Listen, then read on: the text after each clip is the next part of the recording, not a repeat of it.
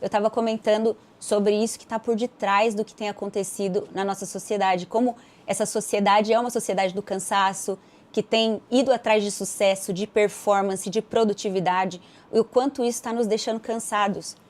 E eu estava falando para vocês que nós estamos em guerra, gente. Nós estamos em guerra contra uma mentalidade, nós estamos em guerra contra algo que está se levantando para nos esvaziar, para nos roubar, para nos adoecer. Diz para mim aí no comentário se você tem percebido isso.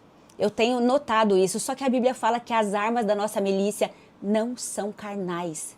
Não é algo que a gente vai resolver apenas com saber. Saber, eu falo mentalmente. Nós precisamos associar uma consciência despertada, mas também uma vida no espírito que nos permita ver a revelação por detrás daquilo que está acontecendo. Essa mentalidade está vindo para roubar, para adoecer, para cansar, para drenar as energias desses dias. É um ídolo que está se levantando no nosso meio. E sabe o que acontece? Ninguém aqui escolheu tá assim, tá? Nós estamos sendo levados, quase que carregados pela maré dessa cultura. Mas os filhos de Deus, você não é desse mundo. O seu ritmo não é o ritmo desse mundo. Então a gente precisa hoje de um outro grupo, que não é o grupo do mundo, que são os filhos de Deus, para lutar contra essa cultura. Eu quero fazer um diagnóstico aqui com você rapidamente. Eu quero pensar um pouco sobre as causas do nosso cansaço. E que você pode estar fazendo sem perceber. Primeiro, sobrecarga de tarefa. Você está assumindo mais tarefa do que você pode, na tentativa de impressionar pessoas que você nem precisa impressionar? Mas você está sentindo que esse esforço, tudo que você está fazendo, não tem reconhecimento e você acaba frustrado? Você está fazendo coisas que às vezes Deus nem pediu para você fazer. E você está acumulando, remontando tarefa sobre tarefa. Você precisa despertar, meu irmão, de que isso está te roubando, está te esvaziando.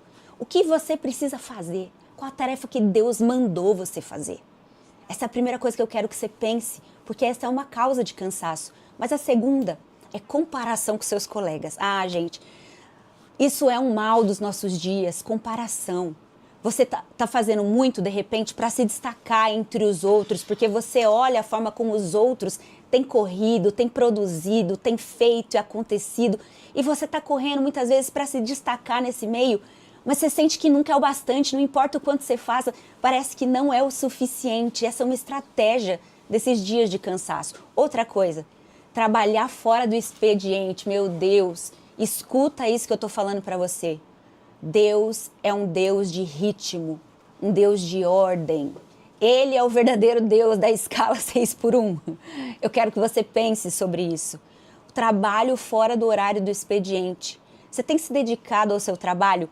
Depois que você já terminou e encerrou as coisas, e aí você fica respondendo WhatsApp fora do horário, e aí você atende pessoas fora do horário. Às vezes você tem passado noites em claro para terminar planilhas. Será que isso é a vontade de Deus para esses dias? Vai discernindo aí comigo enquanto a gente vai dando esses exemplos, as causas desse cansaço. Outra coisa muito comum, gente, isso é muito sério, presta atenção nisso que eu vou falar. Culpa por estar descansando. Comenta aqui pra mim se você já se sentiu mal. Sabe aquele momento que você se joga no sofá, que você tá cansadão, e aí você senta, você deita e de repente vem uma culpa. Tipo, eu não devia estar aqui sentado, tem tanta coisa pra fazer. Então é como se tá fazendo nada, né? Que não é nada, a gente sabe que o descanso é muito importante, trouxesse ali um peso pro coração. Você percebe que isso é uma estratégia? Você percebe que isso é um meio sutil do diabo de continuar causando mal para nós? Outra coisa, ó, eu tô falando várias situações aqui que são diagnósticos. Então, vai vendo se você se encaixa em algumas aí. Incapacidade, ai Deus, agora Deus vai falar muito. Incapacidade de colocar limites pessoais. Você é aquela pessoa, aquele amigão que está sempre disponível, você sempre está ali para todo mundo, na hora que precisam, para ajudar a família, amigos, a igreja, qualquer coisa que seja. Mas isso, às vezes, não é por amor, é por uma rejeição, por uma necessidade da sua alma. E aí você ajuda todo mundo, você não sabe falar não, e isso está comprometendo o seu descanso, a sua saúde, a sua vida. Preste atenção, eu não estou falando aqui que você deve deixar de ajudar as pessoas. Eu estou questionando se você não é aquela pessoa que está sempre disponível porque você não aprendeu a colocar limites. E você usa dessa situação para nutrir a sua alma, onde ela deveria estar sendo nutrida em Deus. Você consegue entender o que eu estou falando? Você consegue entender? Por favor, escreve aqui, reage para eu saber se aquilo que eu estou falando faz sentido para você também. Ou se é algo que Deus está falando só comigo e eu acho que não. Sabe, no fim, a gente se doa e parece que não tem um pingo de gratidão. Você já se sentiu assim? Isso acaba gerando sobrecarga, acaba gerando ressentimento nas pessoas. Quantos empresários, você que tem aí um pequeno negócio, você está priorizando tanto o seu negócio, o dinheiro, o trabalho, você está esquecendo da sua saúde. Você está comendo tranqueira. E aí você fala assim, não, Val, não tenho tempo de fazer academia, não tenho tempo de me exercitar. Não, o que você tem é uma lista de prioridades errada e com isso você tem ficado cansado.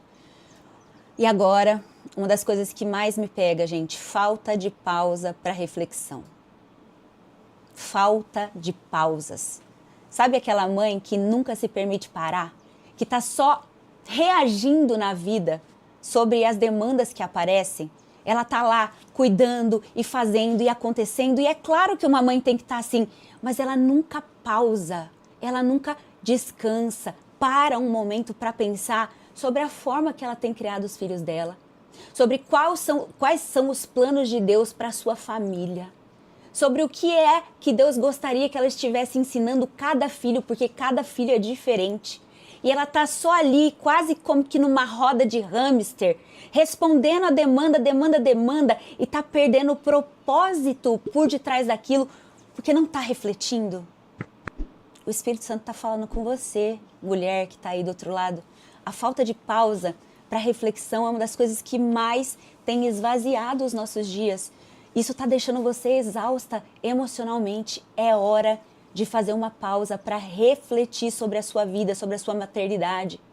Eu tenho visto muitos jovens, de repente você está aqui, você é um adolescente aí na fase próxima de escolher faculdade. Eu vejo jovens, principalmente aqui, eu não sei se na sua cidade tem, mas colégios como Ângulo, Integral, Objetivo, que são muito focados nessa questão de escolher uma faculdade. Eu tenho visto jovens fazendo cursinho e correndo e estudando para provas. E isso é muito, muito legal, muito importante.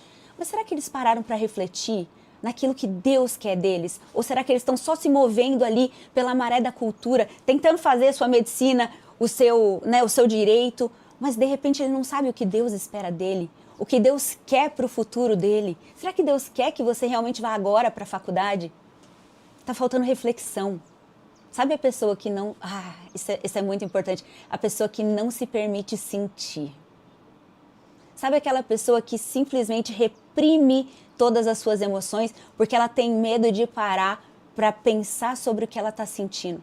Então você reprime tudo, você está ali com um monte de emoções borbulhando no seu interior, mas você acaba reprimindo aquelas emoções, porque não dá tempo, você está tão ocupado que não dá tempo de parar para refletir, pausar e pensar sobre as suas emoções, para lidar com isso, para elaborá-las. Deixa eu falar algo muito importante que eu aprendi na depressão.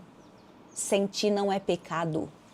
Parar para prestar atenção no que você sente não é pecado. O pecado está em escolher agir com base nas emoções.